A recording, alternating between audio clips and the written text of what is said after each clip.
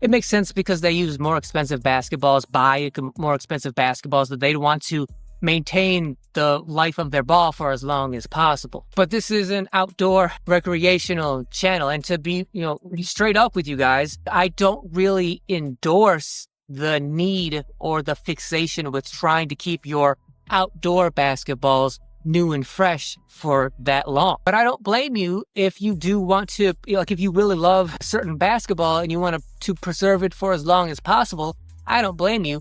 So yes, I as well like to preserve the life of my basketball. As a player who lives in Michigan and thus experiences all 4 seasons every year, I would say probably the most important factor to maintaining the lifespan of your basketball, keeping it feeling as new for as long as possible, comes to temperature and humidity. You want to keep your basketball stored in a place where the temperature is relatively the same and humidity is relatively the same all throughout its entire storage time. Like I said, these basketballs, especially the outdoor ones that are not made with super expensive leather, they're meant to break down because they're meant to be replaced. And that's not to say anything bad about them. That's just sort of the way it goes. Of course, the most major way to break down a basketball is through actually using it, but it's going to get worn down just being exposed to just air over time. For example, I had a friend who he once bought a basketball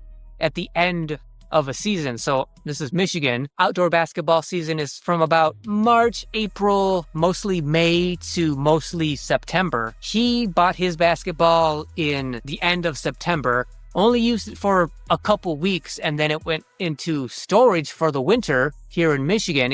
He put it in his closet or basement or whatever throughout the entire winter. When we busted the ball back out in spring to use that same new basketball, the cover didn't feel quite as grippy and tacky and new like it had just, 7 months ago. And that's because it sat around in cold weather for 7 months, being exposed to that cold air and whatever humidity fluctuations that took place during those months. It just took a wear on the cover of the ball. And it was a decently good, nice cover when he first bought it, but by the time spring hit, it just felt kind of almost not usable anymore. Now, that's probably an anomaly. That probably happens sometimes to some balls, but I think for most balls that it's not that extreme. I think it happens to a small degree, like every year over time.